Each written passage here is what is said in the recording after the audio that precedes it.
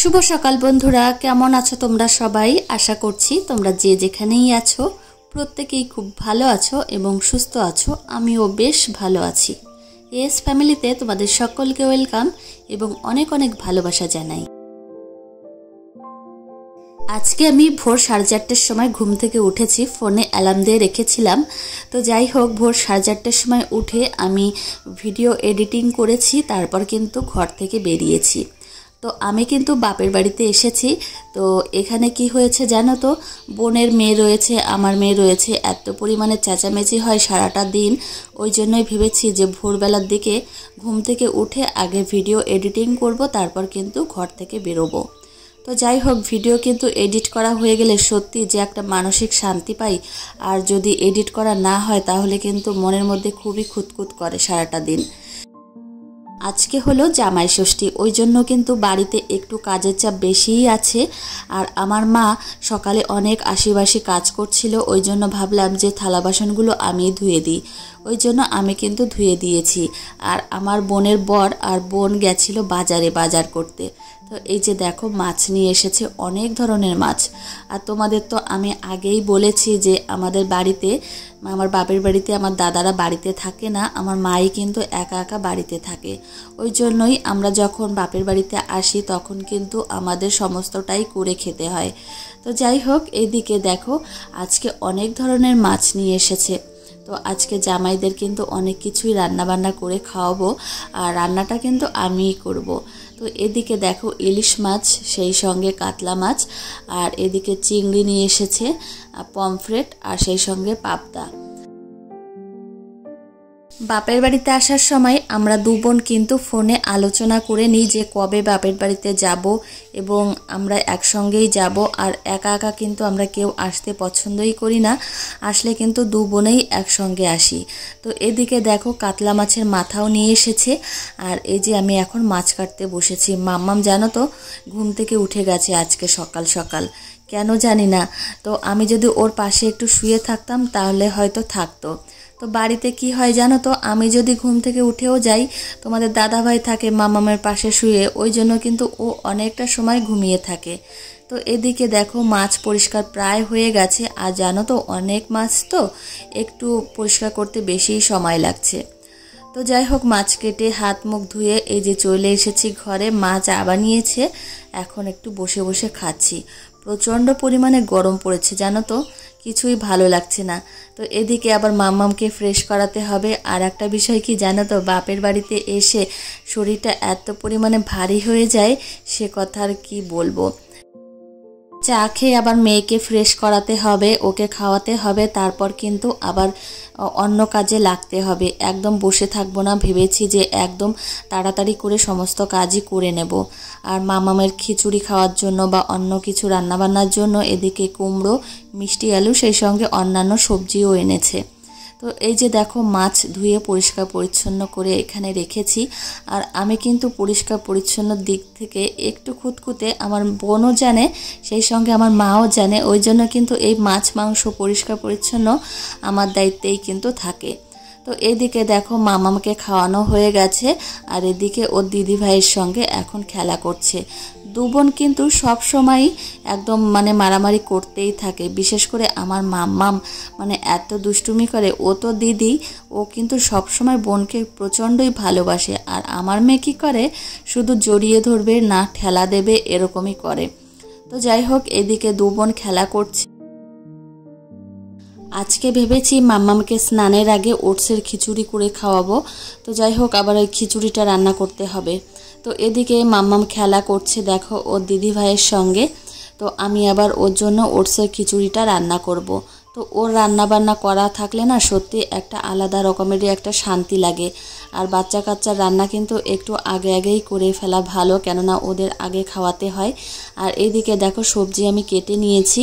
এদিকে রাঙা আলু নিয়েছি, আর আলু নিয়েছি, গাজর, টমেটো, এই দিয়েই কিন্তু এখন আমি ওটসের খিচুড়িটা রান্না করব।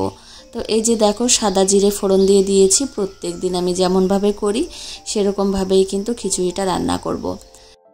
মামামের খাবারটা রান্না করা হয়ে গেলে এরপরেই কিন্তু আমি ওই যে মাছের ঝোল এই সমস্ত কিন্তু রান্না করা শুরু করব। তো আমি কিন্তু সমস্ত মাছের ঝোল বা ডাল সমস্ত কিছুই আমি রান্না করব, আর আমার বোন শুধু রান্না করবে মাংসের ঝোল। তো যাই হোক, এদিকে দেখো ওটস আর ডাল দিয়ে দিয়েছি, আর এখন কিন্তু আমি পরিমাণ মতো জল দিয়ে দেবো, আর রান্নাটা কিন্তু আমি কড়াইতেই করব। তো যাই হোক, এদিকে দেখো দিয়ে দিয়েছি জল, এখন একটা প্লেট দিয়ে যে ঢেকে দিলাম। মুসুর ডাল এবং ওটসটা কিন্তু ভালো করেই সিদ্ধ হয়ে গেছে। দেখো খিচুড়িটা প্রায় হয়ে এসেছে, আর একটু জাল দেব, মানে আর একটু ঘন করব, তারপর কিন্তু এই যে নামিয়ে দেব। তো এখন আমি প্লেটে নামিয়ে রাখছি, কেননা ঠান্ডা হওয়ার জন্য মামামকে আবার খাওয়াবো, ওকে স্নান করিয়ে ঘুম পাড়াবো। তো মাম্মাম যখন ঘুমিয়ে যাবে তারপরে কিন্তু আমি আবার রান্নাবান্না শুরু করব। সত্যি কথা বলতে মাম্মামকে ঘুম পাড়ানোর আগে এত পরিমাণে কান্নাকাটি করছিল, ওই জন্য একদম মানে ঝটপট করে স্নান করিয়ে ওকে ঘুম পাড়িয়ে দিয়েছি, আর এদিকে রান্নাবান্না করতে চলে এসেছি। মনের মধ্যে কিন্তু ব্যস্ততা রয়েছে যে তাড়াতাড়ি করে রান্নাবান্না করতে হবে, আবার সবাইকে একটু সকাল সকাল খেতে দিতে হবে। এই গরমের দিনে একটু সকাল সকালেই কিন্তু খাবো। তো এদিকে এখন আমি পমফ্রেট মাছের ঝোল রান্না করছি। এই যে দেখো দিয়ে দিলাম মাছগুলো। তো যাই হোক, এইভাবেই কিন্তু তোমাদের সঙ্গে শেয়ার করব কি কি রান্না করি। তোমরা কিন্তু ভিডিওটি প্রথম থেকে শেষ পর্যন্ত দেখতে থাকবে, আশা করছি তোমাদের খুব ভালো লাগবে। তো এদিকে দেখো হয়ে গেছে পমফ্রেট মাছের ঝোল, আর আমি কিন্তু 3টেই রান্না করেছি, মানে আরও পমফ্রেট মাছ এনেছে, সেগুলো আমি ফ্রিজে রেখে দিয়েছি।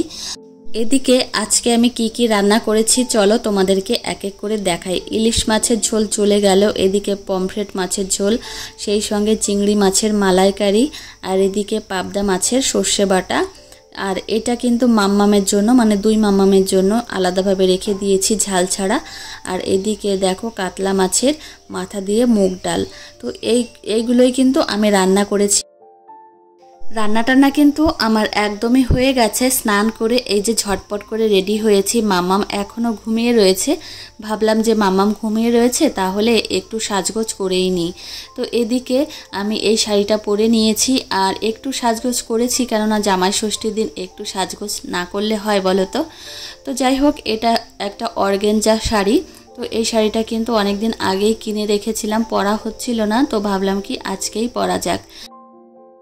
2 মাম্মাম যখন ঘুমিয়েই রয়েছে, ওই জন্য 2 বোন আমরা একটু সেজে গুজে নিয়েছি, তারপর কিন্তু রিলস করেছি। আর এই যে দেখো, এখন একটু তোমাদের দেখালাম যে আমি কেমন সাজগোজ করেছি। তো আমার বোনকেও দেখাবো। আর আরেকটা বিষয়, তোমাদের দাদাভাই এখনও আসেনি। তোমাদের দাদাভাই জানো তো প্রচণ্ডই ব্যস্ত থাকে সব সময়, তো ওই জন্যই কিন্তু মাঝে মাঝে আমার প্রচণ্ড পরিমাণে রাগ হয়। আমি মনে করি কি জানো তো, প্রত্যেকটা দিনই কিন্তু কাজকর্ম থাকে, কিন্তু এই দিনটা বছরে একবারই আসে। কিছু কিছু বিশেষ দিন আসে বছরে একবার, সেগুলো কিন্তু একটু আনন্দ বা উপভোগ করা উচিত। কিন্তু তোমাদের দাদাভাই না সবসময় একটু বেশি কাজের মধ্যেই থাকতে পছন্দ করে। তো এদিকে দেখো মাংসের ঝোলটা আমার বোন রান্না করেছে। তোমাদের তো আগে দেখিয়েছি কি কি রান্না করেছি আমি মাছের ঝোল। যাই হোক, তোমাদের দাদাভাই কিন্তু আস্তে আস্তে বিকেল 3টে বাজিয়েছে, আর এদিকে কিন্তু মাম্মামকে এখন আমি ভাত খাওয়াবো। তো প্রথমে আমি মেয়েকে ভাত খাওয়াবো, তারপর কিন্তু সবাইকে খেতে দেব। তো এদিকে আমি মাম্মামকে এখন আমি পাবদা মাছের ঝোল খাওয়াবো। তো এই যে পাবদা মাছের ঝোলটা আমি আগেই তুলে রেখেছিলাম লঙ্কা দেওয়ার আগে। তো এখন আমি মাম্মামকে ভাতটা খাওয়াবো, তারপর কিন্তু সবাইকে ভাত খেতে দেব। তো এদিকে দেখো তোমাদের দাদাভাইকে কিন্তু আমি সাজিয়ে দিয়েছি, প্রত্যেকটা বাটিতে সুন্দরভাবে মাছ মাংস তুলে দিয়েছি। তো এইভাবেই কিন্তু প্রত্যেকটা বছর আমি এইভাবে কিন্তু সাজিয়ে গুছিয়ে খেতে দিই। আর এই যে দেখো কেমন হয়েছে তোমরা কিন্তু অবশ্যই জানিও। যতটুকু পেরেছি, মানে ছোট্ট একটা মেয়েকে সামলে যতটুকু পেরেছি ততটুকু কিন্তু দিয়েছি। এদিকে দেখো 2 জামাইকেই কিন্তু খাবার দিয়ে দিয়েছি টেবিলে, এখন কিন্তু 2 জামাই প্রথম খাবে। তো এদিকে কিন্তু আমার ননাসের ছেলেও এসেছে। প্রত্যেক বছর কিন্তু ও আসে ওর মামার সঙ্গে, ও কিন্তু এবার একা আসেনি, ওর সঙ্গে ওর ভাইও এসেছে। তো ওর ভাই কিন্তু খেতে পারে না একা একা, তো ওই জন্য কিন্তু ও বসে গেছে, ওর ভাই আবার খেয়ে এসেছে। তো যাই হোক, এদিকে দেখো সবাই খাচ্ছে। আর সত্যি কথা বলতে রান্না বান্না করতে কিন্তু 3 ঘন্টা 3.5 ঘন্টা এমনকি 4 ঘন্টাও লেগে যায়, খেতে কিন্তু বেশি একটা সময় লাগে না, বেশি জোর হলে আধ ঘন্টা।